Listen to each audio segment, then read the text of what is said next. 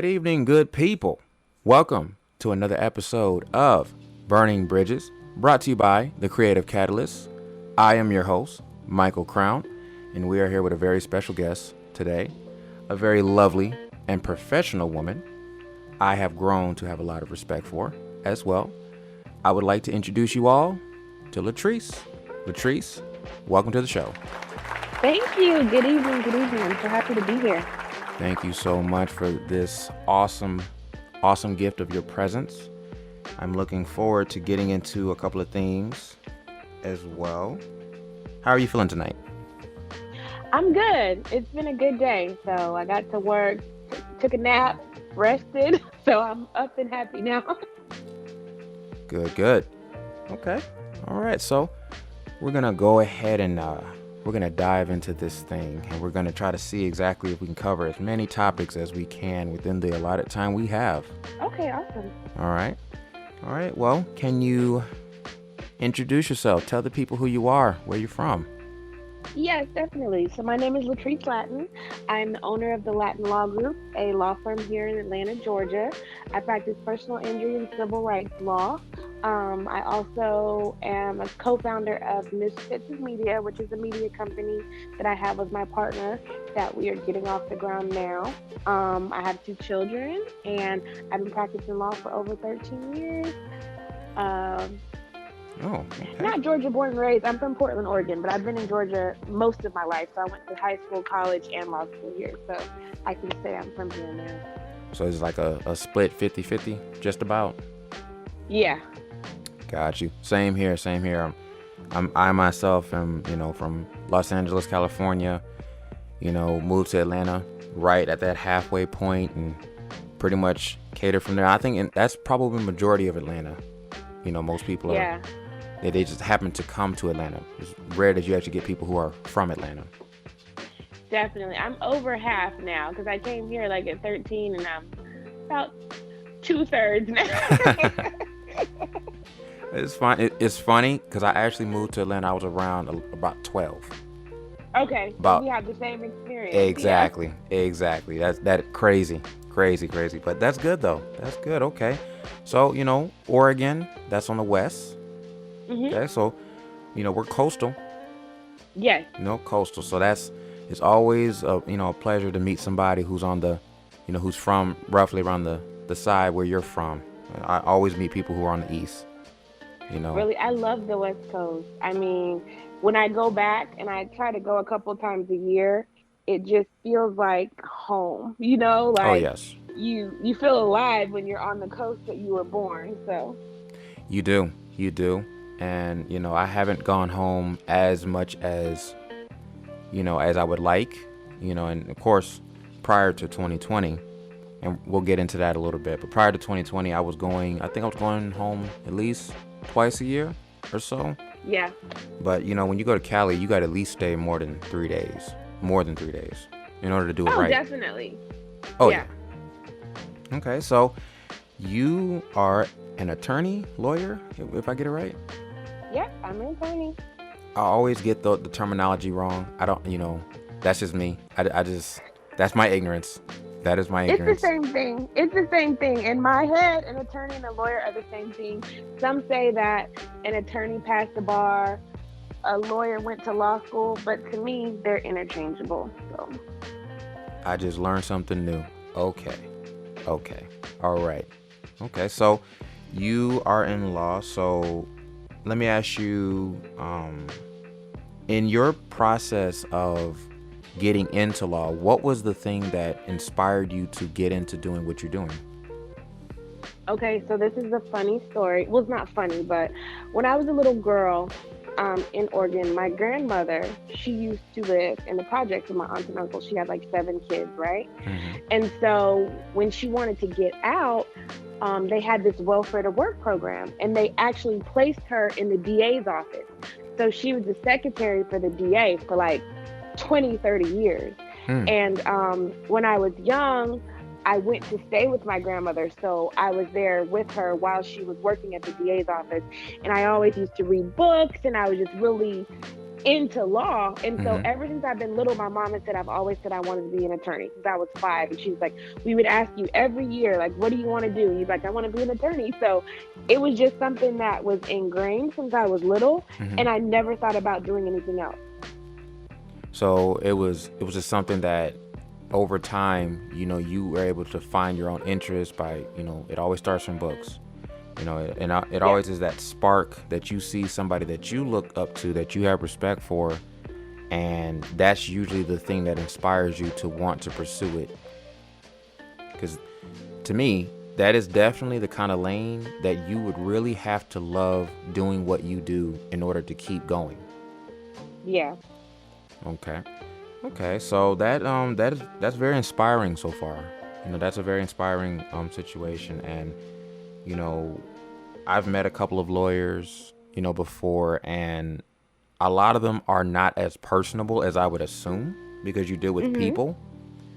Right. Um, and it's crazy because you try to detach the TV lawyer, movie lawyer, and then when you meet him in real life, it's like, oh, you are not like the marketing says.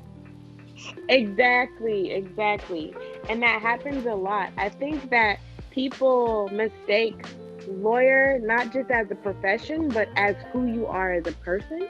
Mm, And I think with me, it's different because I don't have the usual lawyer background upbringing that everybody does. mm, So I have to be myself. I do think like a lawyer. I was taught to think like a lawyer. My interrogation skills are amazing, but due to my crazy background and just the different things that I've been through and came up with, I don't have that particular like, Wall Street lawyer or corporate lawyer. Most mm. lawyers, they have, parents who are lawyers or Right. parents who are doctors or parents who, my parents didn't even graduate college. So I was one of the first people in my entire family to graduate from law school.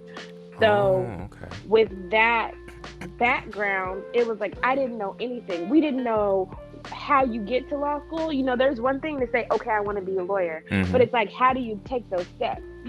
Right. So I didn't know, and nobody in my family could teach me or explain to me. So it was really kind of like this on the fly type.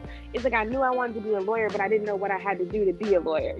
So that was a really Right. big learning experience that I got from like, I went to my college professor and I'm like, hey, I want to be a lawyer. What am I supposed to do? And he's like, oh, you have to take this LSAT test and you have to apply, and these are the places you can go. So it's really hard being like first generation professional in your family, which a lot of us as Black people have to deal with, Mm-hmm. and not having those mentors in that path to take you where you're trying to go. I think that's kind of like one of the things that um I don't know if I can say if it's a part of the Black American culture. I think it's probably safe to say, but it's a part of the stigma where a lot of I'll say the status, jobs, positions, careers, such as doctor, lawyer, things of those nature, those high up type of things that not a lot of our people occupy, is one of those Mhm. things where the how to step by step is almost kept secret. And that's Gotcha. why a Yep. lot of us do not pursue it because we just don't know how to do it. We don't know how to get Yeah. into it. We don't know the step one and so forth. And it's kind of disheartening because, you know, I'm sure a lot of our people want to be great. We want to achieve things. We want to, accomplish things. But because they make it so almost impossible just to start somewhere, we decide to give up before Mhm. we start. You know, Yep. and it's just I see that pattern a lot. And it just really really intrigues me, and that's why I wanted to talk to the professional, talk to the person who Mhm. has a career, talk to the person who's been doing this thing for years, because I would want to listen to your story as to what were some of the hardships, what were some of the things that you went through that either made you question should you keep going, or Mhm. did they motivate you to keep going and to stay running and to never stop? Got you. Okay, so let's start there. Let's start. Okay. Let's start from. We'll work our way back. We'll work from the ugly, and then we're gonna get up to the pretty. Okay. Okay, so let's start with the ugly.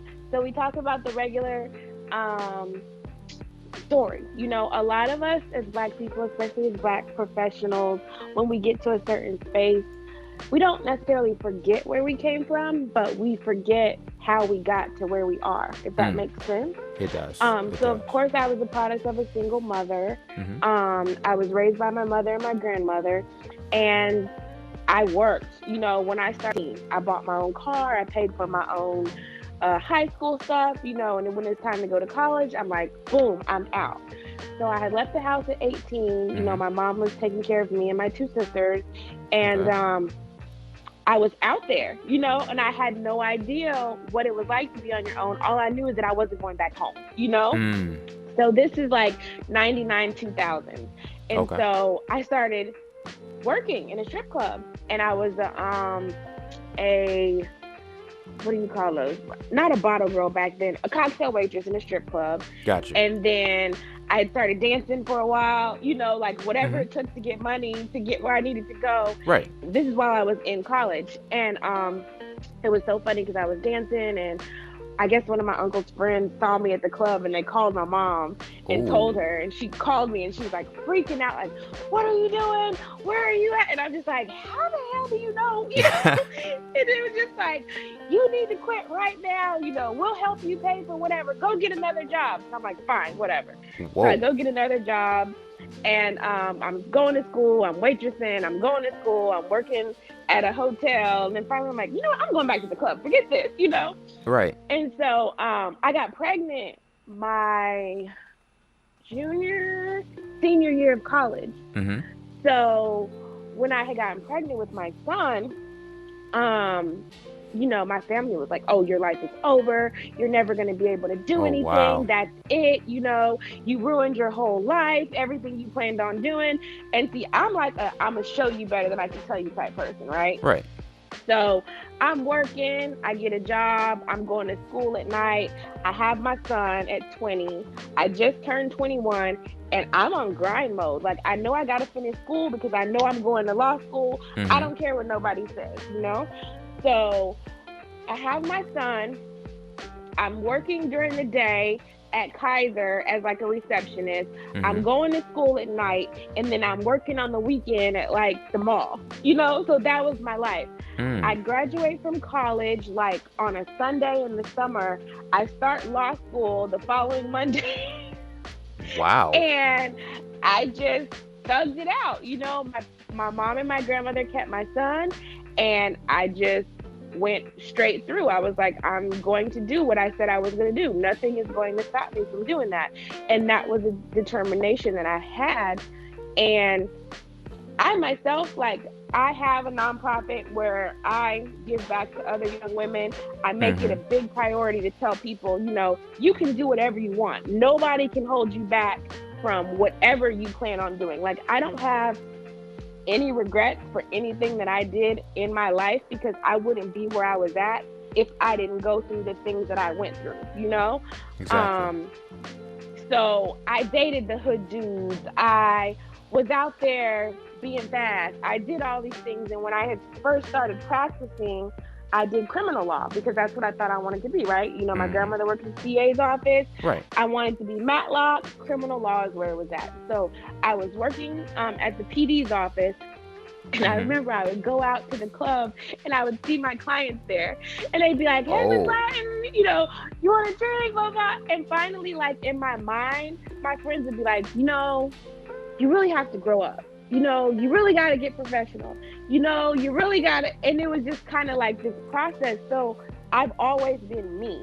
You know, I've always been true to who I am as a person. Like, you catch Latrice one day, you may catch this hood chick who's not dealing with it. You catch me another day, you may get the utmost professional with the nice voice Mm. and the whatever, whatever. But I've always stayed true to who I was. And I think that part of me that's always kept me genuine has always made me different from everybody else out there because I've never been what you thought a lawyer should be. I've been who I was, who happens to be a lawyer, you know? And I'm not gonna lie, just to chime in, when you speak on, just overall personality and just things of that nature, because you were who you were since before you got into law. I've Mhm. always thought that, lawyers were like a saltine cracker. No seasoning, no salt, stale, dry. They talk like they just freshly read a book, like word for word, and almost like no personality, because I get it. You study, and you study so much that you almost have no sense of personality, muscle in you that's worked out. So that is a very fortunate thing that you were able to still be you and not lose yourself while still pursuing something that most people don't, and most people are not able to. Right. You Yeah. know, that is definitely a blessing. So it seemed as though you reached a middle ground where you felt like, you know what, if I want to be taken serious, I have to draw a line somewhere. Mhm.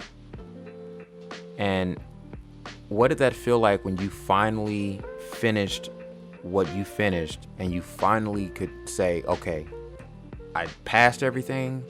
When was that moment that you could actually say, okay, I'm a lawyer now? As soon as I got my results for the bar, it was like, even in school, I had a child, so I had to go home every weekend.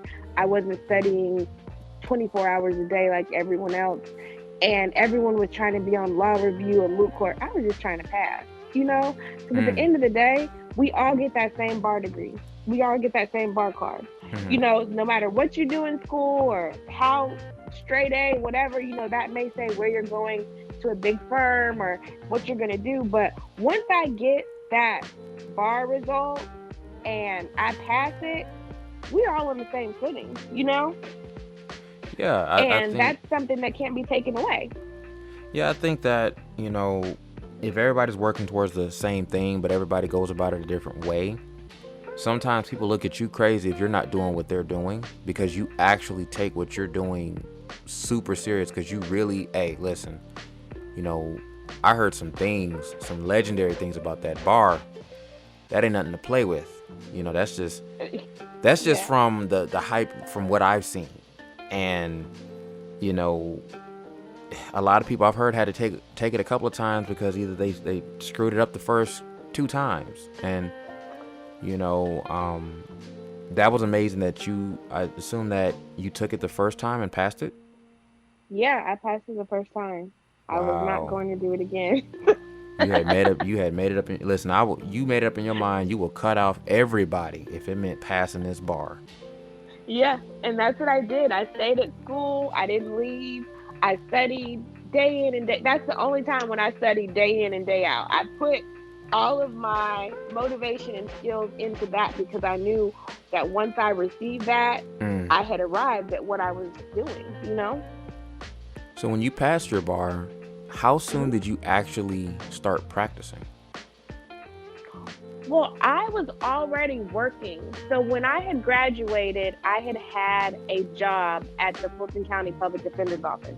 Oh, So okay. what you do is you get a job somewhere and then you take the bar exam and then they kind of let you come in and work, and then once you get your bar results then you kind of shift over to attorney. So when I had first gotten the job there, I was working and I was interviewing inmates. So that's what I did all day. I would be at the jail and we would just interview inmates all day, kind of like a paralegal type sort of Got thing. you. Okay. And then as soon as I got my bar results back that I had passed, I was immediately transitioned over into an attorney role and got on a team and started handling criminal cases there. Oh, so it was basically just a segue of titles, just switched over. hmm hmm Oh, okay. That actually kind of reminds me of um I don't know. Ever since this whole lockdown, Netflix has been that setup where it just kind of makes you watch things that you normally probably wouldn't watch. And one of the things that really interests me was, automotive and cars. And once upon a time, I thought I was going to be a mechanic, and Okay. it was something that in that process they kind of tell you like how you get into that world where you go to automotive school, but as you're in automotive school, it helps you to have a job at a garage while you're in school, because then as soon as you finish school, you almost fade right into the actual professional mechanic. Okay, gotcha. Yeah, That's kind of what it reminds me of. So it helps that and you that's get a job in the field as you're studying the field. right. And you got to think while we're in law school, there's internships, there's summer Mm, associate programs. So a lot of people are going to firms and working, and then they get an offer, and once they graduate, they have that job. So it's really just contingent upon you getting your bar license and putting those numbers behind your name, but you're still doing the work that you've been doing, you know? oh, okay. Okay. So that Mhm. temporary job will turn into a solid job contingent that you Mhm. pass. Yep. I'm gonna tell you that's a hell of an incentive. I can tell you Yeah. that. It definitely like, okay, hey, I want to keep this job. I need to keep this money, so I'm gonna just cut off everybody so I can make sure I can pass this. Definitely. And I'm very certain that that turn up was very real for you. It was more of like just a weight off of my shoulders Mm, because I told people that I could do it and I did, you know? And mm, even with all the things that happened with me having my son, with me, you know, not being able to work and studying and grinding, it's like, look, I told you that I could do this and I did it. And that was a mm-hmm. big accomplishment for me. I don't think it was the end because I'm a very motivated person. So I challenge myself every day. And I still feel like 13 years later that I'm still learning or I'm still growing or I still have a lot that I need to accomplish. You're still a student of the craft because it's almost something that you never master because things always Yeah. change. Things always are going to adjust, especially in law as laws change, and as circumstances change, to be amongst that industry that, you are essentially you're watching things unfold and filter themselves out. And as you see the news and as you see social media, you're witnessing laws change while you're in that industry. How does that feel from your perspective? It feels daunting at sometimes, you know, but in other times it feels really good because through your work and what you're doing, you can change the world. You can change a perception. You can change laws that can literally change people's life, you know? And it's great to be able to know that everything is not set in stone and that a simple argument or a phrasing of how things can go can change something from one way to the other, you know? And when you Mm, think of examples like this, you think of stuff like segregation, you know, Brown versus Board of Education. If it wouldn't have been for those attorneys fighting for us to be able to have that opportunity, you know, mm-hmm. it wouldn't be here. When you think of the civil rights movement, when you think of, you know, Jim Crow laws and all of the legal things that went through to get us as Black people where we are, or all of the women's suffrage movement and the laws and arguments and things to get us where we are. That's what makes this profession so amazing. It's like you have the opportunity to change the world, and what was here 20 years ago may be something totally different 20 years from now. Mm-hmm. And that's amazing to be a part of that and to know that you as an individual can make those changes and make a difference, you know? Yeah, I think that, even as an artist, I've even noticed I think since the dawn of time, art has always had that impact, and it still has that same momentum even today. And as we see things, portrayed in the media, all it takes is the wrong image being shown in the wrong way, and Hmm. it changes the minds of people so easily, and things get easily taken out of context. I think out of everything that we've gone through, you know, 90s, the 80s, 50s, 60s, Hmm. I think today it's so easy to take something out of context. And I think it's so easy to co-sign something off of very little information, Right. and not a lot of people are, fact checking, these days. Is typically if you have a position of respect and you say something, it's as good as gold. Yeah. Even if that person personally is a liar, but because they hold a respectable position in life and they have a reputation of either always winning or coming through or always usually showing that they are a person of their word, they just got to say something that's not all the way true, and everybody's going to take that as the truth. That's true. It So, doesn't matter if you have mhm. the truth in you. It's just we have talking heads these days. The public perception is creating people of worthiness. You know, who do we think is cool today? Who has the most number on TikTok? Who gets the most likes on IG? Who is talked about the most? Oh, okay, well, since everybody's talking about them, they must know what they're talking about. You know, Exactly. the vetting Exactly. process isn't what it used to be when it comes to really gathering information. And even as you notice today, it's not until much later after the damage has already been done that when people finally find out what the truth was, it's already too late. It's already a terrible scar that has double healed over, and the damage is already done. Because, again, people tend to buy the first thing off the shelves, and as soon as it has a recall, then they want to complain after the fact. Yeah. So you got into law and you started Mm-hmm. practicing. What was that moment that told you that you wanted to do your own thing? You know, the funny part is I didn't choose it. Mm. I was working at the PD's office and I had left because I just didn't like the bureaucracy of it. And I had started working under other attorneys, you know, because at that time I was just starting out. So I didn't know what I knew and what I didn't know.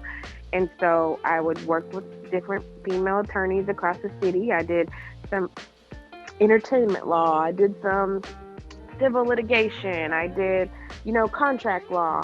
And things worked out, some things didn't. And then at one point I had started working for an attorney doing some contract work in bankruptcy. And I got good at it. So I ended up going to work at a firm, a major firm, doing bankruptcy litigation. And I loved it. I mean, I loved my job. I loved everything that I was doing.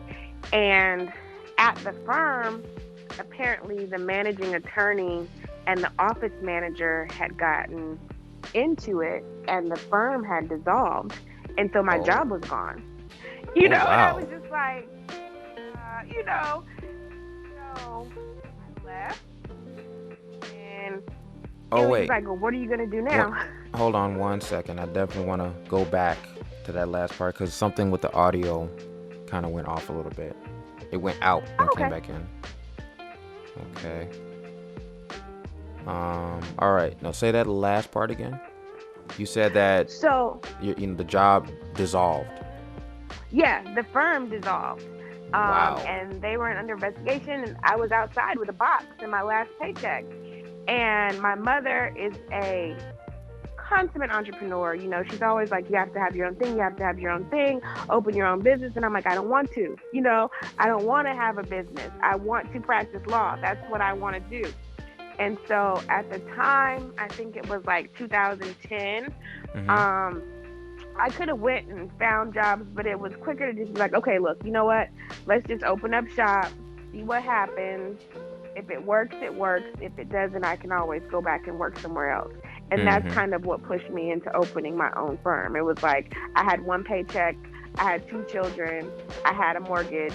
I needed to figure out how this was going to get done, you know? Exactly. You had those responsibilities. You were gonna make something happen. Mm-hmm. So that, I guess, though, knowing all of those things, it added on the extra determination to get it done. Definitely. Okay. A lot of people who have those kinds of situations, they typically they throw in the towel. They give up. They're like, you know what? I just want to stop. I don't even want to push this. This is not worth it. I'm not built like this. I'm gonna just do something else. And for you to actually see that, you've already worked so hard so far, and you knew, or at least you had in your mind that I need to do something with this, even if I don't know what that something is just yet. Definitely. It's never been an option to stop. You know, you don't get this far and say, okay, well, maybe this isn't for me. Like, I'm always going to make something work, no matter what it is. That's just the hustle mentality that's in me, as far as if I'm working for someone else, if I'm working for myself. If I'm, selling erasers on the street, I'm going to be the best eraser seller. I'm going to come up with the ways to do it that nobody else is. That's Mm-hmm. just a part of my drive as a person. And it doesn't even, have anything to do with being a lawyer. And I think that a lot of people don't understand that they can take that determination and that hustle and turn it into something, such as being a Mm. lawyer, being a doctor, or being a business person. And I think it's funny that people are always like, drug dealers and, you know, people who do illegal business. Business is business. If Mm-hmm. you replace drugs with widgets or TVs or, materials, it's still a business, it's still an operation. And I don't think that people understand that mindset, that Mm. ability to be able to make things happen and to count up your money and be able to put an organization together. Those are all amazing skills that the normal person does not have. It definitely takes a special kind of person, and I'm not certain if, like, let me ask you this: have you ever lived in like the hood areas of anything? I personally have never had to live in the hood areas, thank you, Mm-hmm. Jesus. But my mother, she formed a welfare to work program when we got here. Hmm. Okay. So we would basically go to the projects across the city of Atlanta, Mm-hmm. and she would give workshops, and me and my sisters would be there passing out flyers, and Mm-hmm. helping people sign up for jobs. And then she would get buses and vans and pick people up from the projects and then take them out to the suburbs to work.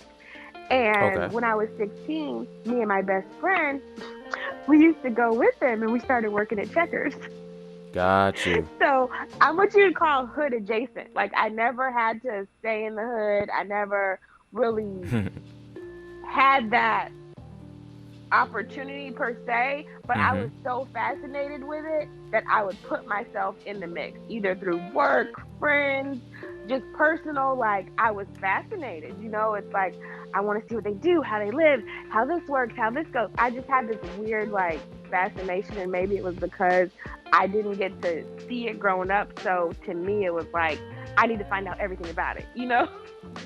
And that's good. And I usually like to um, I like to analyze this perspective where, it's very easy for somebody to get offended if somebody has never been, you know, if it doesn't apply. Some people feel like, oh, well, you have no right to speak on something you know nothing about. And Mhm. I think that that's interesting that even still you have some form of understanding because, again, you had, you're coming from more of the outside looking in, but you're not in the position of you had to live among it so much, because Right. I can promise you that living among it and making it out is a different mindset than being fortunate to not have to live in it, but still being close Mhm. enough to still learn from it. And Yeah. I thought that was very powerful what you said, where you were saying that, business is business. And I think that a lot of our people, we don't we don't put that all in the same box. We put a whole lot of division in it because at the end of the day, it's a matter of a product. It's a matter of a service. If you take Mhm. that skill and put that skill in something else, you can still apply the same thing to something else. You just take the product. You can Mhm. take an illegal product and then take that skill onto a legal product. What's the difference? You know, It's business. business is business. Braiding, Hmm. braiding hair at your house. That's a skill. That's something that you can turn into something else. There's just so many things, and I think it's funny because even though I didn't grow up in the hood. My mom and them grew up in the projects, so of course I've heard the stories. Um, I made it a point to myself to say that I can't represent a people if I don't understand all aspects of where that people come from. And I Exactly. think that as a black attorney, we have this mindset of, if you're not there, you're better than, or if I come out, I forget about. But I can tell Mm. you, because of my situations, because of the things that I dealt with, the people that I hung around with, the stuff that I saw, it made me so much better at what I did when it came to criminal law because I remember it. I saw it. I knew what it was like. I could understand. I could relate. I can speak the language. And even though I wasn't a drug dealer, I dated guys who were. So I know what it felt like. I know how it was. I've had family members who were killed. I've had all of these things happen to where I could connect with the people that I dealt with Mm. on a different level than if I had no exposure whatsoever. And that's a very powerful point, and I think that, you know, I kind of sort of come from both sides of that tracks, of the train tracks, where, I wasn't born directly in the hood. I was, I was raised fortunate that I didn't have to be in that circumstance. And it wasn't until Hmm. like many years later, closer into my adolescence, early adult years, that I did live in the hood. And I noticed Hmm. that there's a definite difference. And it's like I understand how somebody could get offended by somebody speaking about the hood and have never lived in it, versus somebody Hmm. who's lived in the hood, and then I understand that mindset. And it goes back into my main point where, we might aspire to want to do something, but because we rather take the easy route, or we might take the route that's marketed the most, we don't want to challenge ourselves to a higher degree because we don't know the steps. Hmm. And case in point, not downing sports or anything like that, or saying that it's less than, but one of the main things that I see that kind of bothers me personally in our black community is the fact that sports is the main thing that's being marketed for us. And Hmm. even though it comes with a lot of benefits, yes, the thing that I don't see enough of is I don't see enough of us as lawyers, doctors, scientists, chemists, engineers, like that cool stuff that people will remember you by. Hmm. The legendary stuff that you can leave a legacy for, right? Um, Right. I don't see enough of that because as you look in Black history, there was a bunch of cool people. There was a bunch of cool people who Hmm. did all sorts of things that we still use their products to this day. Right. And it's sad to say that those people have been lost in history books, but if nobody reads those history books, who would know about them? Exactly. And you are a part of history because I mean these days anybody black gets into an industry that's awesome or that's controversial, you already made Hmm. history. Right. You've already made history, and it's like that there's eyes on you because Oh, always. Yeah.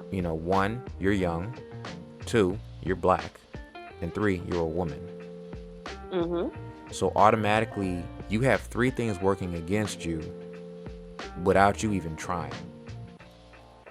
So being in the industry of law, with working with you establishing your own thing, you diving into it, what were some of the partnership slash affiliation collaborations? What were some of those things that a relationship was really burned that has either healed over time or has just never come back from the ashes?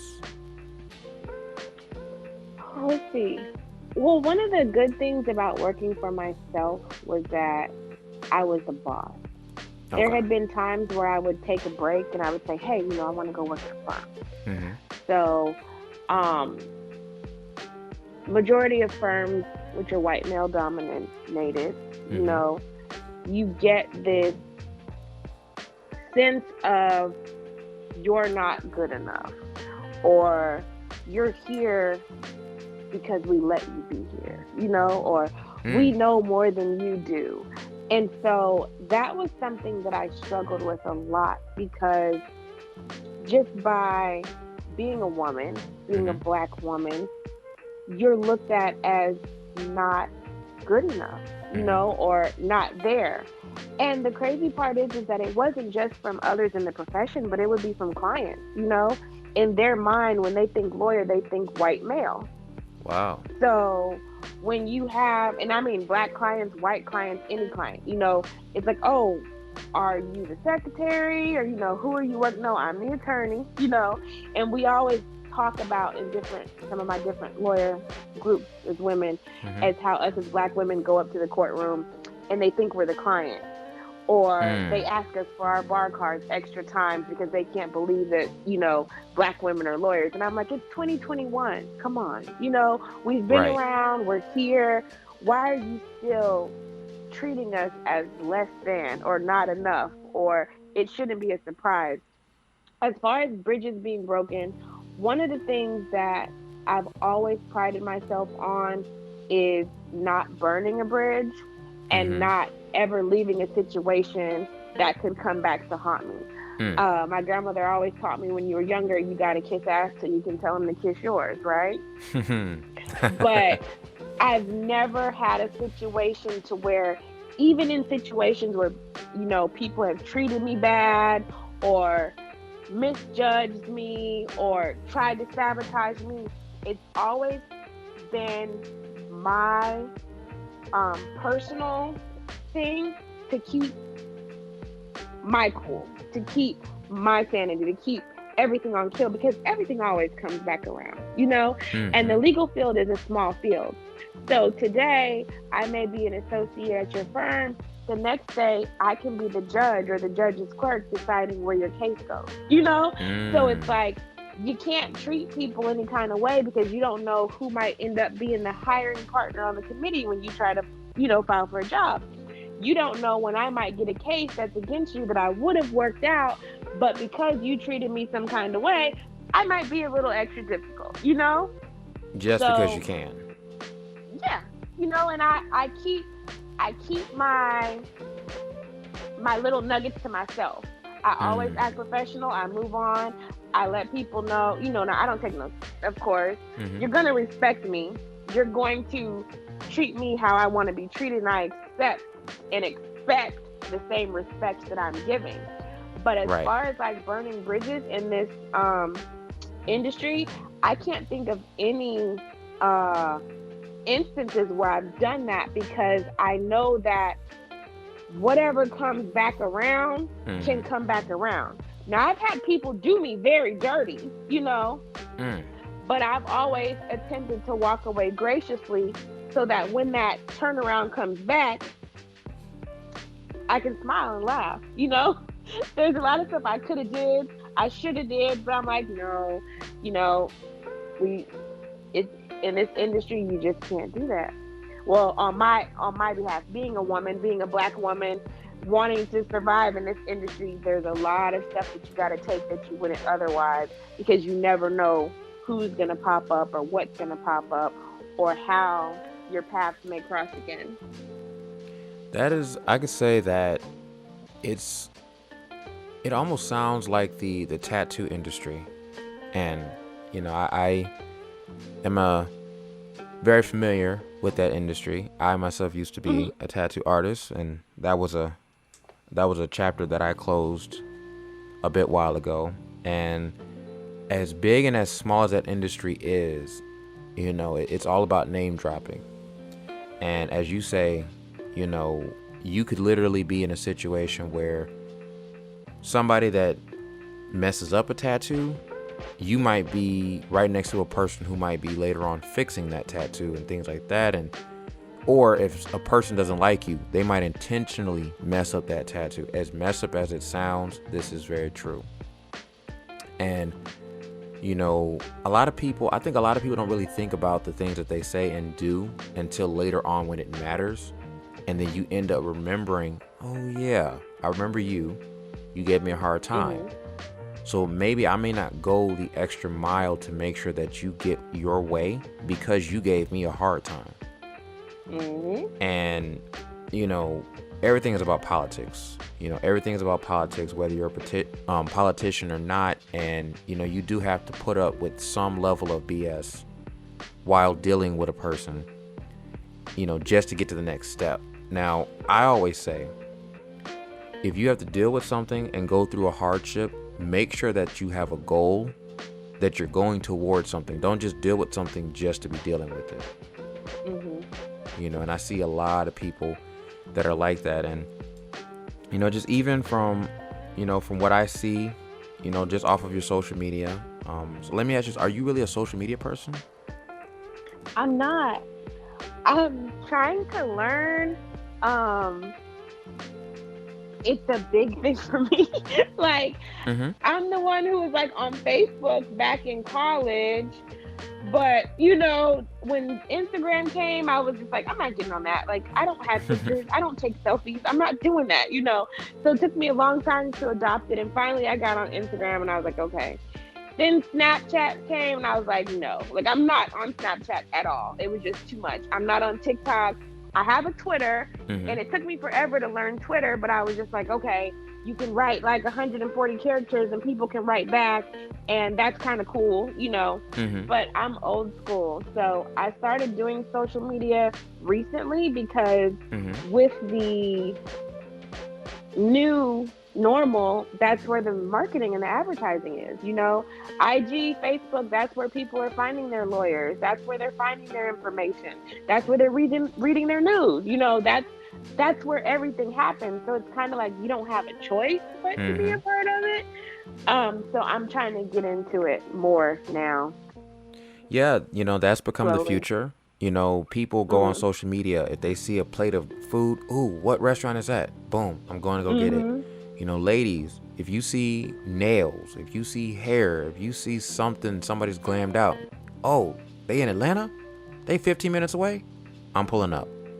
Yeah. You automatically, and I think that's just what that is. It's just the future. And there's Yeah. never a late time to be a part of the future, as long as you embrace the future at some point.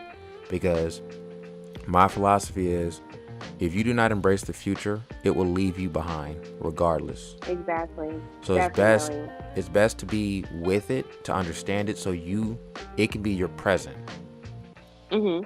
and it don't pass you by, and then you look up and you're looking crazy, like, hey, where did the time go? you know I came from some of the early parts of social media as well. I got Mhm. into design literally back when MySpace was just as popular as Facebook. Okay. And back in that time, of course, Photoshop was around, but it wasn't so prevalent to the common people. It was more prevalent to, you had to go to college to then discover Mhm. Photoshop. It wasn't open to the general public as it definitely is now. And Gotcha. you know, being being a kid, essentially, having come from a homeschool background, all I had was time, and all I had Mhm. was the want to read. I read so much. I stayed in the libraries, and I figured, I want to be this. I want to be this. I want to be this. And it was always a once upon a time ago. I wanted to be an architect, wanted to be an engineer, wanted to be something cool, because I Mhm. idolized, a lot of people in Black history who've done stuff. You know, I idolize superheroes. I idolize guys who people who just did awesome stuff and left something Mhm. behind when they were no longer there. So when it came down to it, I felt like, well, the social media thing it's ratchet, but I feel like if Mhm. I stay with it, I'll learn to put it in a certain kind of space, so then that way I don't get caught up in the ratchet. Right. You know, let me just ask you, just off of more of your personal opinion, along the Mhm. lines of social media. How do you feel when you see either other fellow attorneys and other professional women, that are either in the real estate industry, or even doctors. Professional Mhm. women that are more than reasonably attractive, they have a professional image on social media, but they also mix Mhm. it with the personal, and they mix the two together on their social media. What is your perspective on that? I think it's necessary these days because you have to be your authentic self. So Mm. much of social media creates these personas of what we are and what we aren't, and so many people are trying to keep up with things, Mm-hmm. and you get locked into it. I have separate pages. So I have a personal page that's Mm-hmm. locked, where it's like if you don't know me, you're more than likely not on this page. I have Mm. different business pages, and on some of my business pages, depending upon, like on my media business page, I do show more personal aspects of my life. I'll show like, but it's more of a, hey, here's the purse that I bought, or look at these shoes, or what do you think of these watches? It'll be more Mm-hmm. stuff that like content, Mm. more content created, not like, here's me and my kids at the park, or here's this. But sometimes you have to throw that in there because you want people to know that you're still a person, you're not a bot. I have Mm. kids, I have a life, I go on vacation, everything, these are the different parts of me. But one thing that most people don't show, which I can attest to, is the bad side. You don't see a lot of people waking up in the morning, hair not done, looking crazy, you know, uh, everything's not a great day. And that's the part that kind of gets me because people think that everything is perfect all the time. And we know that Mm. it's not. But at the same time, it's like, who wants to see your bad stuff? Nobody wants to see your bad stuff. They want to see the True. great part of what you're doing so that they can be motivated. And I think that's the only aspect of social media that's missing is the real behind the scenes. Like, I had a bad day. I'm hurting today. I just had surgery. I can't get Mm-hmm. up. I can't walk. My kids have wrecked my house. I'm tired. I didn't do dinner today. You don't see those everyday aspects out there. And I think that's why it creates a false perception, but it's what people want to see. It's what people want to Mm-hmm. click on. It's what people want to share and like and talk about. And so you got to give the people what they want. And even in the profession, it's like, okay, well, I see my lawyer, doctor, or real estate agent. Okay, I see them at work. I get that. But what do you do behind the scenes? Oh, she has nice purses. Oh, she has nice shoes. Oh, she goes on these trips. Mm-hmm. Okay, I want to do that too. And it's sad, but it's a culture created Mm-hmm. where when I didn't have those things as an attorney, people were looking at me like, "Oh, you drive a Honda? Okay." Mm. It's just like I was doing the same work. Right. So when I got my Mercedes, then it's like, "Oh, my attorney, she's amazing. My attorney wears a Louis bag. My attorney has red bottoms. She must know what she's doing because she's getting money." And it's just like, even if I had a Target bag, driving a Honda, you would still get the same service because at the end of the day, I'm still me. But Mm-hmm. people in general equate uh, nice things with your ability to perform for them. That makes a lot of sense. I think that it's kind of like it comes with the territory where it's like when you buy an electronic, there's gonna be accessories with it. You Hmm. you wouldn't just buy that electronic by itself. And if you saw that it was just the electronic by itself, you would kind of be skeptical because you would think like, well, this is it. This is, Right. this is all that comes with it.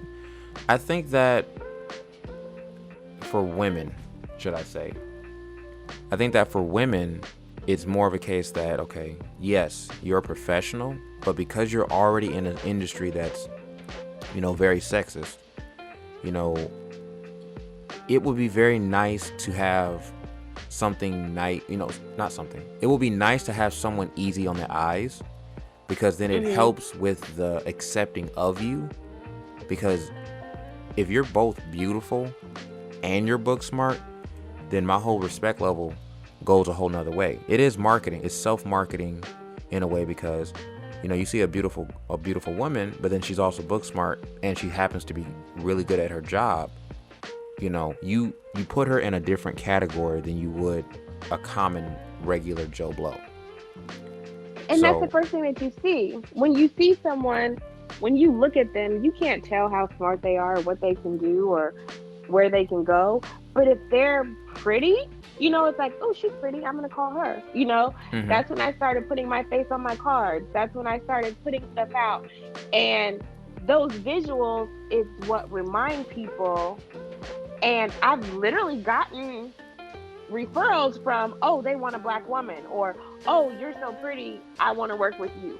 I've gotten treated better in court because I'll go in there, I'm dressed up, I look nice, I'm professional, I'm put together. You know, Appearance matters. As much as yes. we want to think that it doesn't, as much as we want to say, it shouldn't matter how you look, it matters a hell of a lot. And especially as a black woman, your hair needs to be done, your nails need to be done, your makeup needs to be on point, your clothes need to look good, because it's like you have to set this standard above everyone else to prove who you are Mm. in your profession. You could be the smartest, most amazing lawyer, but if you don't look the part, or you don't look like something that somebody wants to look at, you're hmm not going to get business. You're not going to get those referrals. They're like, oh, she kind of, people have this thing of where beauty matters, and you don't think about it that much, but it really does matter. And it's so self-depreciating at some point, because who wants to be perfect all the time? Who wants to, hmm look good all the time? Sometimes I just want to run around in sweats and, just chill. But it's like you always have to have your A game on. You always have to look like people expect you to. And it gets tiring, but it sells. If you put two Yeah. attorneys next to each other and you have someone who's like beautiful and you have someone who's okay, they gravitate towards the beautiful one, because that's what your mind is trained to do. It is. It is. And I think that, in a certain kind of perspective, sex does sell. But Mm-hmm. it's also in a sense of, sex could also be um within taste, should I say. Right. It can also be within taste, because sex sells in men as well. I can promise you that, if you see a man in a suit, well groomed, trimmed up, and he has the same job as you, okay? You compare Mm-hmm. him to somebody else who's the complete opposite. They both have the same jobs, but I bet you probably are going to pick the clean man because sex sells. Mm-hmm. I think that where a lot of people get it misconstrued is a lot of people who really don't have the skill, they look like they have the skill. And so that's why it's easier for them to be able to basically get the money or take away the money that should be given to somebody who has the skill. Because after they get past the looks and the pleasantries and everything like that, they get down to the nit grit. Oh, she knows her stuff. Mm-hmm. Oh, okay. Then they start to unravel you, like, okay, you have a very extensive resume. Oh, your portfolio is amazing. Then they start to discover you. And Mm-hmm. I think that's what makes it worthwhile, when people can basically, they don't see all your layers all up front. They can take the time as they're getting to know you, as you're working their case, they see that, I made a good choice. I think that even early on in my early 20s, I was going through some type of rebellion where, I had the crazy hair, I had piercings, Mm-hmm. I was going through it. Now, it was like I was doing what I thought I wanted to do because I was around a certain group of people who that's what they did. But Gotcha.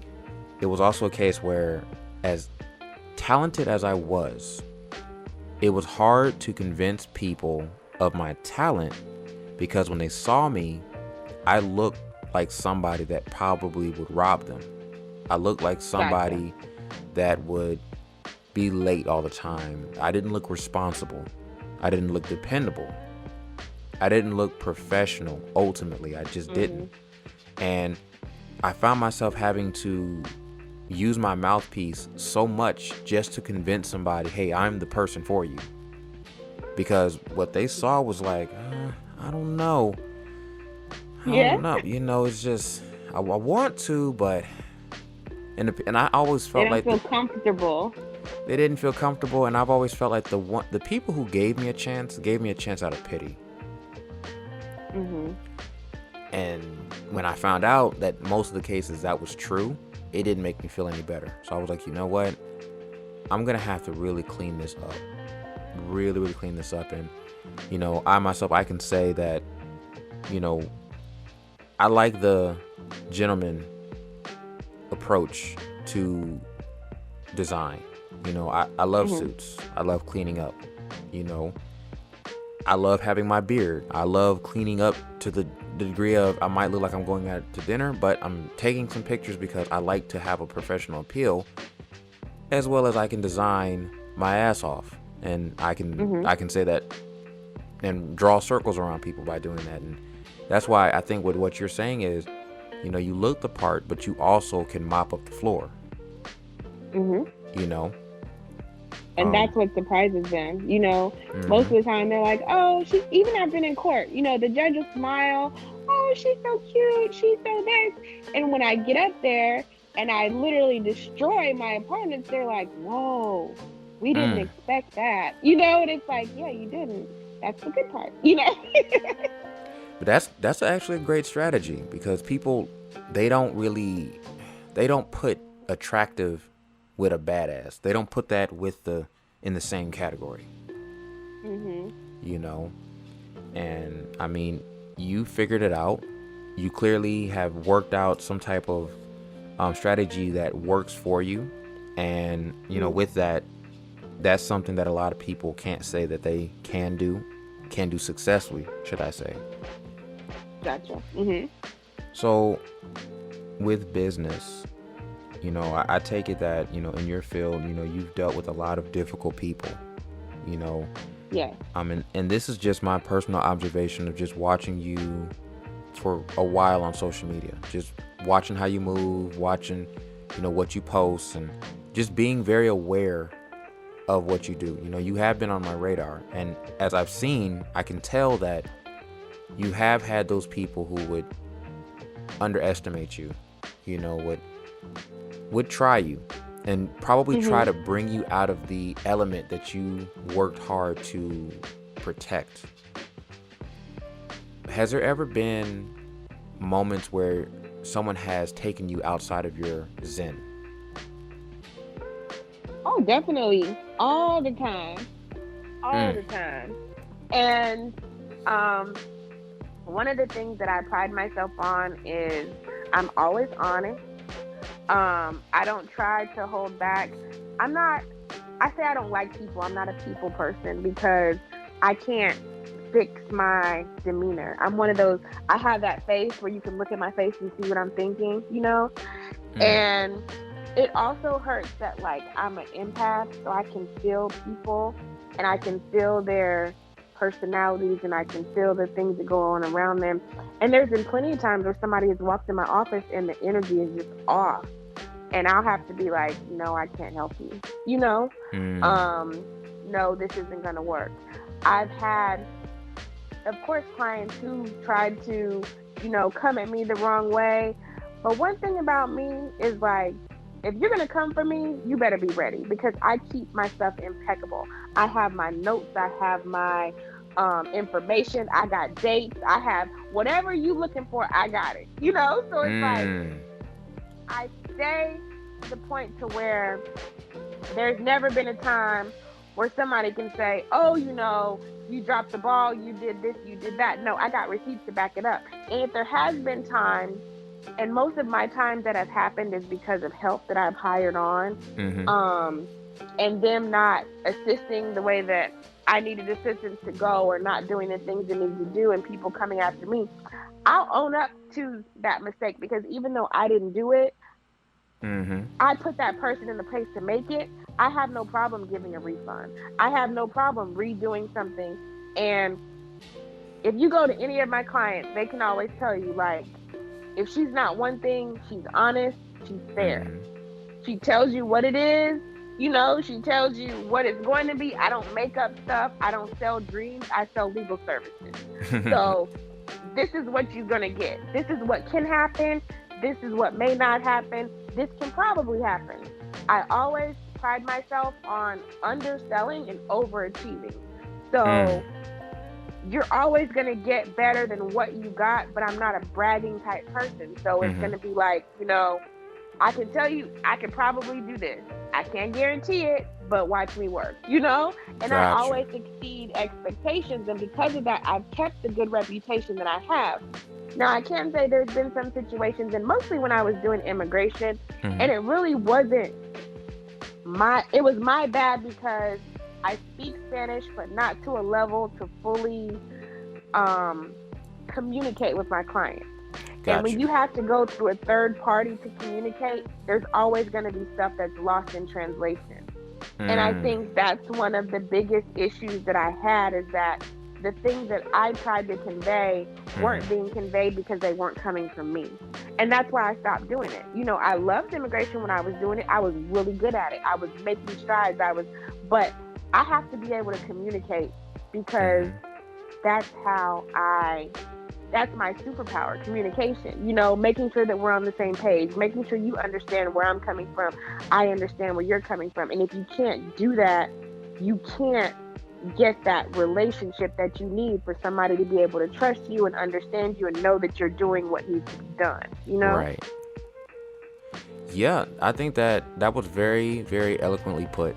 I think, that definitely is a type of superpower, because not everybody has it, and I myself can admit of different, being in a communications field, should I say, I'm definitely not the best communicator, because I can tell you that turning the artist on and turning it off to be the spokesperson is very, very difficult, because the way the brain works to have to create something and go through that creative process is not as easily feasible into the next of, well, hey, I'm going to be punctual. I'm going to make sure that I communicate on time. I'm working on it. I'm aware of my faults. I'm aware that I have those issues.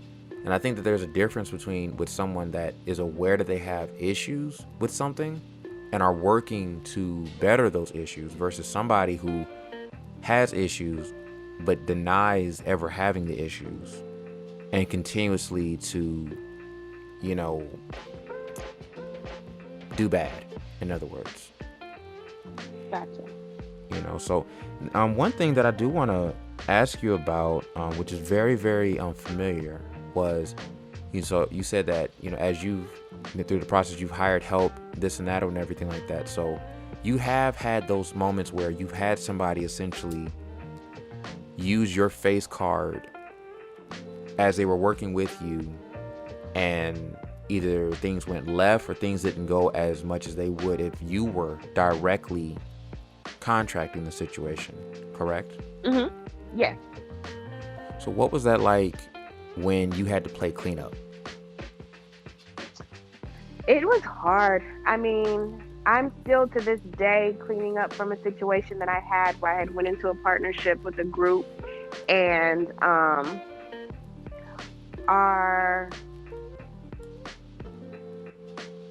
goals, which I thought were aligned, but when it comes to money, you'd be surprised at what people will do, and you'll be surprised at how people take advantage of people because they know that they can. And that's always been a hard thing for me, especially when it comes to a money aspect. It's like, yes, I could charge hundreds of thousands of dollars and do crap work, and there's really nothing anybody could do about it because they signed the contract and that's how much I said. But that's not how I operate. And I've dealt with people who were like, oh, just take their money. They don't care. They don't know. And it's like, no, but I know. I have to go to sleep at night. I have to be able to know that what I did was decent. And I think that because I keep that creed all throughout everything, I treat people how I want to be treated. And I make sure that the service that I give is the service that I expect, it goes a long way, you know? And a lot of the jobs that I've left or the situations that I've walked away from is because I don't appreciate how the clients are being treated. Mm, So it's like, well, if you want to do it, you got to do it yourself. I make sure that the exactly. people that I deal with, they get good treatment and everyone's not, you'd be surprised, or maybe not, how many people are out there to get over on somebody, to, use people, to jack them for their money, Oh, to yes. not do what they said. That it's just so prevalent. And it's like, where is this? As attorneys, we take this oath, Mm-hmm. and under that oath, you expect a minimum level of decency and a moral compass. Mm, And there are a lot of people out there who do not have that.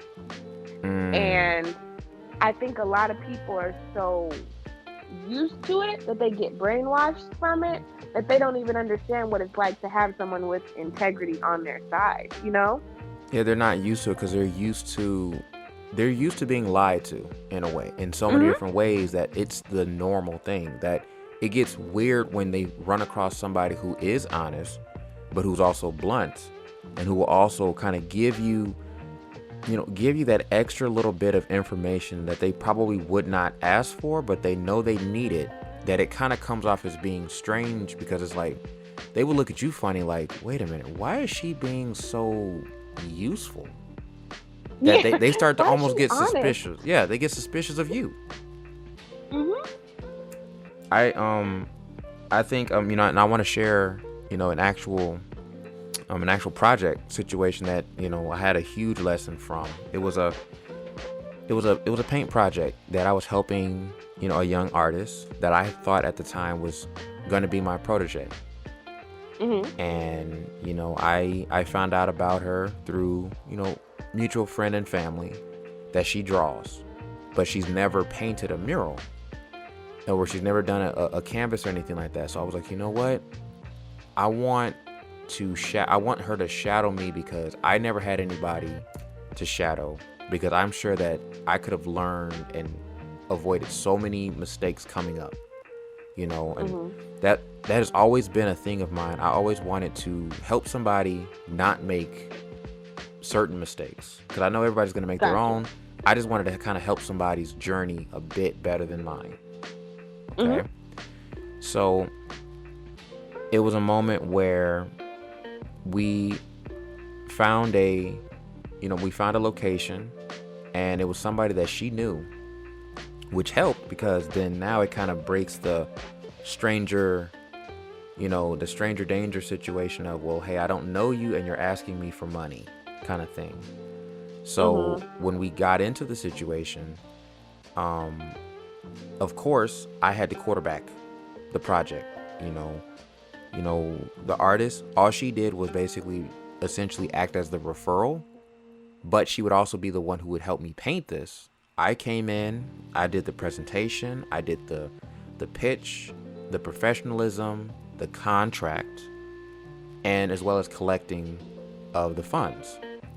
Mhm. So when things started to kind of go strange was the fact that the artist was really adamant on her cut, her at least her percentage, and she wanted half, like half. Now, Okay. I'm not opposed to half, but you would also have to look at it like this. I wrote the proposals, I designed the mural, I presented the mural, I did all the heavy lifting of this, as well as we're Mhm. using my tools to install the mural. Do you think 50-50 is fair? Of course not. Okay, so I know I'm not that crazy. Okay, Right. but I thought that, well, you know what?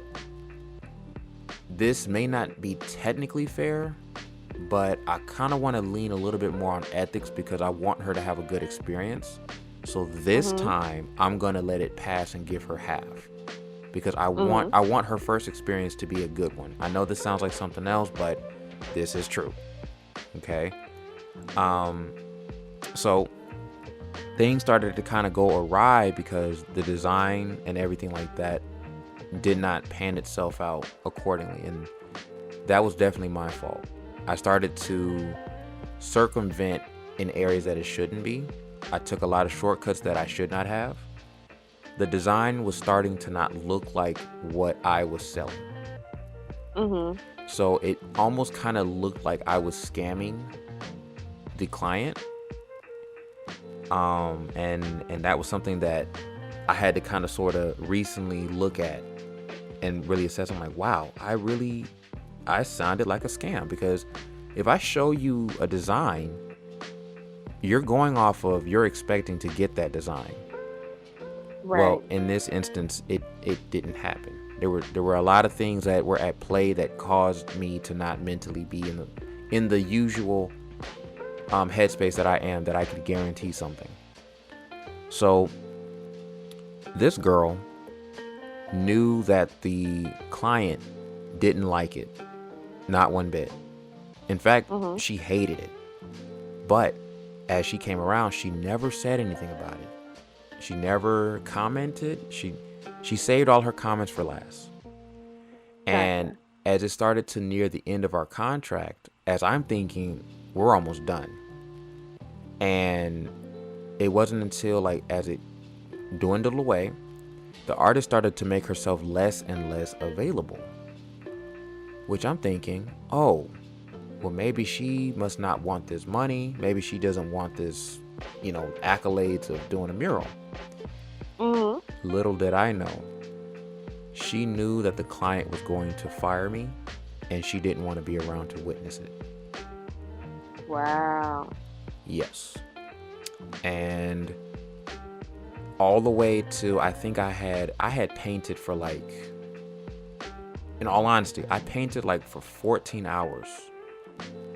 I painted for 14 hours overnight, spill over to the next day, did not go to sleep. Mhm. I'm like a zombie, and I'm literally putting everything in the car. I'm packing up, cleaning up. Her location just opened up, and I'm thinking I'm about to, I've already cleaned up. I didn't leave a mess. I'm thinking I'm about to get paid. I can go home, go to sleep. It's a good day. Right. That didn't happen. Instead, when I packed up everything, she started out from no, no, no, no, no, and blew up. She totally explodes from there. She's walking around, shaking her head, pacing. This light-skinned woman turned redder than a cherry. I mean, she was fire mad. You ever been cussed out without being cussed out? Oh yeah, definitely. She didn't cuss me out with words so much. She cussed me out with sentences. It's the way she described how the project was not to her liking. Mhm. It's like I would have accepted being cussed out. Gotcha. You can And take that better. yeah, oh, exactly, because that's what I was normally accustomed to. I wasn't accustomed to somebody keeping their head to where they don't want to say something that they'll really regret. Right. So that's what that was. And of course, I think I was going through, a breakup. I was going through a crazy living situation. I had like a whole bunch of things on top of me, and it was imperative that I got that money, that I got that project finished. It was going to literally be a level up for me. And that project crashed and burned, and I literally contemplated quitting painting. I thought that I had failed. I thought that I was defeated. I was very arrogant. Still a little arrogant now, but I was very arrogant at the time. And, you couldn't tell me anything. But when that happened, I don't think I touched another paintbrush till like almost 6 months later. I was that thrown off, and she kicked me out. She said, "Get out. I don't ever want to see you again. I want to take you to court. I'm feeling like wanting to take you to court." Her husband was there. He was like, he's like, "Just, young man, just go home. We'll call you. Just go home." He was trying to calm her down. That woman wanted to sue me for everything that I had at the time. And I was scared. I was scared. I was like, yo, this is my reputation just poof. Right. And the artist. How did you get past it though? So, out of the doom, there's also gloom. So, I think after that, I fell into a deep depression and I had to really reflect on a lot of things. And I had to really figure out, well, what did I do wrong? And I think I just needed to take a long break, and it was a very much needed long break. And we creep up to a year. It was a year later, literally. And I thought about it, like, you know what? I got more integrity than this. I know this woman practically cussed me out. I know she never wanted to see my face again. But you know what? I want to redo that mural without the artist. And of course, I never heard of anything else after that time. The artist, she never hit me back. I told her, this woman wants a refund. And, I had to come out of my own pocket for it and everything like that. The girl, she went ghost on me. She knew that was going to happen. She just didn't want to be around to witness it. Gotcha. So fast forwarding, I took a leap of faith and I pulled up to her location, and literally, her husband was there, her family was there. Apparently quite a bit of people were there, and she was also talking to a couple other people in the business that she was in. So I was asking, I was like, hi, how are you? And everything like that. And she remembered me. She's like, I got a strange warm embrace, which was shocking to me. Gave me a big hug and asked me like, what did I need to talk about? So of course I couldn't talk to her directly in person. I had an audience. Right. So I told her, I'm like, listen, I know I messed up. I know that you didn't like me. If you didn't hate me, I know you didn't like me. Well, I'm here to tell you that I'm not taking no for an answer, but I'm redoing that mural. All of it. Out of my own pocket. This is happening. This is not an option. And I told her just like that. She didn't cut me off. And she basically, she asked me, she was like, so when are you talking about doing this? And I told her, I was like, well, how soon can you give me a key? She gave me a key that day. I think I started back reconstruction of that mural the next couple of days. And I killed it. I can tell you this right now. I killed it. I absolutely mopped the floor with that mural. I'm talking about, it looked exactly the way that it was supposed to be the very first time. The moral of that story, it told me that aside from having a whole lot of things going on, I had to be careful as to who I had working with me that was not so much of a help, but I realized that I had to really believe in myself and trust in myself that you worked hard for this. You planned this. This is your baby. You should be the one to take care of this. Don't ever trust your baby in the hands of somebody who does not have the same integrity as you. And, when I completed it, I had the warmest, biggest hug from her. Brightest smile. It literally made it all worth it. But it just, for that entire year, it just told me, I'm like, you know what? I don't want to leave that woman's place looking that crazy. I mean, she got paid clients that come in there and have to see that. So that was a major turner for me, that I didn't want to be defined as, the novice, the unprofessional, things like that. So I learned from that and I grew from that. And ever since then, I've been killing it ever since. And I use that as I'm never going to let that happen again. Your worst case, your worst project, whatever that might be, because I know you probably have that one case that did not go as well as you thought it would. Right. Let me ask you this. what went through your mind when you had that one bad crash and burn? It's always like a relationship where once it's over, you go back from the beginning and try to figure out where you could have changed, what you could have did different, what you could have said, how things could have, went. I think that one of the issues that I had when I was doing criminal law or when I was doing civil law or my personal injury, I didn't have a lot of losses. And when I started doing immigration, it was kind of like you were setting yourself up for failure in some instances, because you would go in and do these asylum hearings and you would know your client and what they went through and that they needed to be here, but trying to explain it to judges, it was like going up every day for people whose main goal was to make sure that your cause was not fulfilled.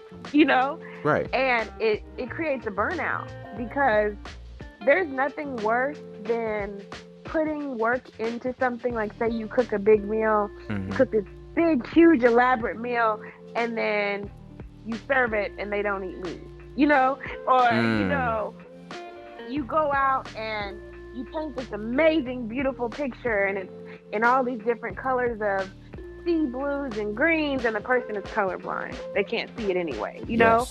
And that was kind of how it was doing that work. And I had to come to terms with myself. And I really had to decide, is this my passion? Because I have colleagues and coworkers who are willing to put it all on the line for this. And to me, it was just a day at work. Right. And I came to the conclusion that, you know what? If I can't give the passion that I can see that other people are giving, then maybe this isn't for me. And I'll leave it to those who I know can put the work in. I'm not going to stop what I'm doing, but I'm going to go and pursue my passion. Right. And one of the best things about life is knowing what you can't do, being able to accept that and moving forward. Like, you knew when you painted that mural that that wasn't your best work, and you went back and you fixed it because you knew what you were capable of. Right. Sometimes there's some things that you know that you're not capable of, and you do the world a better service by setting those things aside and going after what you are capable of than pretending and moving forward knowing that you're not going to get the result that you could have if you would have been a little bit more capable or willing. That's true. I mean, like, just like in anything that you have to really put effort in, I can say that there's been a lot of people who, if they crash and burn and fail, they'll just leave it burnt up, and they'll never want to at least attempt to try it again, to try to fix it. And I think that's really when integrity really kicks in, because, failure is only bad if you allow it to, if you accept it. Right. And failure is not always a bad thing in the sense of, as long as it made you grow or you learn from it. Because I don't think there's such thing as a failure that you failed and you got nothing out of it. Even if you fail and you don't get money, you still got a lesson from it, because now you know that, okay, if I had did this better, this would have been the outcome. So you got something out of it. I think that a lot of people have a very transactional mind where they feel like, I don't want to do anything if it's not going to get me paid. Right. And even though that's how the world turns today, the reality is, do you really believe that you would be where you're at if you charged for everything, every service, everything that you decided to do in your field to get to where you got? Oh, of course not. Of course not. And there's many people that do, but for me, it's about money, but money isn't the end all be all. It's about the result. Yes. And there's things that I've done where I know I didn't get paid what I should have, and I did way more than I could have or should have. And it's okay, because it comes out in the end. And that's what people don't understand. Like, when you put good out there, when you do good things, it comes back to you in other ways. Mm. And that's having a pure heart in all the things that you do. If someone comes to me and I know that they need my services and I know that I can really help them and they may not be able to pay what needs to be done, I can say, you know what? Give me what you got and let me help however I can. That's the Mm. position that I'm placed in to do that. And to not do that goes against me being able to have this ability that most people don't, you know? Yeah, I think I mean, being in Atlanta, I've been around artists that, you know, I'm not painting something unless I'm getting paid for it. Mhm. I've been around those kind of guys like that, and it was always weird to me because it's like, so you mean to tell me that you're never gonna come out with no kind of content unless you're being paid for it? It sounds crazy when you say it out loud, but internally it makes sense. Right. But it really it taught me that, like, for me, I can tell you, majority of my following, majority of my clientele has always been based off of me creating something to just create it, Mhm. doing artwork that is predominantly free. I get following out of it. For some reason, when I post it on social media and I show people that I'm busy, in a weird way, it tells them, hey, Michael's busy. Let me hit him up. Mhm. But then it's like, when you don't see nothing for a while, it should tell you he's available. It should. But it don't work like that. People see that if Right. they see you, if they see, Latrice posting selfies, posting pictures, posting trips, bags. Oh, this girl's doing it. Let me hit her up. I need something done. Boom. That's when people want to contact you, when they see that you're doing something. And doing something Right. is not always, it doesn't always have a dollar amount tied into it. But from what you put in, like you said, there's always a bigger payout down the line, because you could literally be one selfie away from the right person wanting to have that bag and give it to you. Mhm. That's how close you are. You can be one person away from success and one person away from failure. Right. You know, and that's incredible. It's a strange thing, but it's incredible. Across the board, and that's just what the new era that we've become. You know. Yeah. So I actually want to take a moment, and I want to highlight a couple of things about you. Can you Okay. tell the people, how can they get in contact with you? What are some of the things that you're into, so then that way they can be on the lookout for? Oh, definitely. So the easiest way to contact me is via my phone number for my office, the Latin Law Group, Mm-hmm. 678-890-5868. You can text, you can call, you can leave a message. If anyone wants to see kind of what I have going on, I have my website. It's www.latinlawgroupllc.com. They can also reach out on social media on Instagram.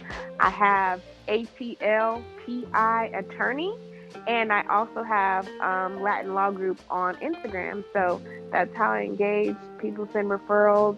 I am a personal injury attorney, so I handle car wrecks, large trucking cases, slip and falls, premises liability, um, club shootings, anything that's an injury. A lot of times people don't understand like what injury, personal injury entails, Mm-hmm. but any type of injury that you have in regards to personal or business, I handle those. Dog bite cases, um, the whole gambit of that. I also have my media company, Misfits of Media, which we're working on now. And it's basically like our own Netflix. So we're looking for Mm. content, film, productions, TV shows, so we can start building our network. And we're on the Roku, Amazon, and Prime TV platforms. So Okay. that's my little baby that I'm working on right now. And that's pretty much it. Just doing my legal stuff, doing my misfits. I am on the board of school board, and I'm helping with that. That's my way of giving back.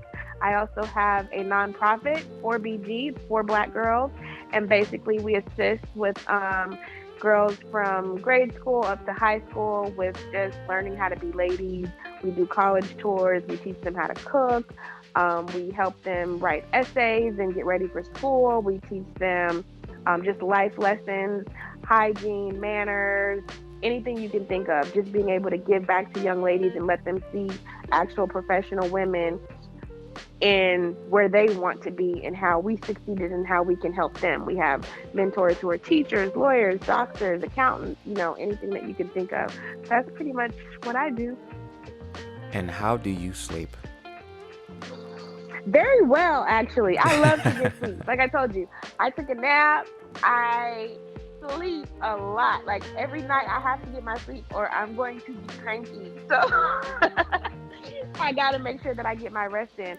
I maximize my time. I'm very organized. I plan. I put things on the calendar. I make sure that I put stuff out where it needs to be. I'm just very, very big on maximizing my time and making sure that I get my rest. Well, you definitely do it very well. And it's incredible that you're involved in so much as you are. And I'm going to make sure that I put everything that you've mentioned in the show notes. Okay. So then that way, Okay. People can connect with you and everybody can see exactly, what's behind the pretty face and what's behind, the knit grit, badassery that you have going on. So, yeah. Definitely. If you don't give back, it's not worth getting. So giving back is really big to me. And that's something that makes me feel good. It's not just, a talk about it. It's something that I really, really want to get into in all aspects. So You said it. You definitely said it best, and that's the perfect gem we're gonna end this on. Absolutely. Okay, well, awesome. Well, thank you for having me. I greatly appreciate you. It has been amazing. It has been very, very informative, and I learned a lot in just this far. Okay. All right. And ladies and gentlemen, you have heard it best. You have heard it. This is Burn Bridges, brought to you by The Creative Catalyst. You all have a good night.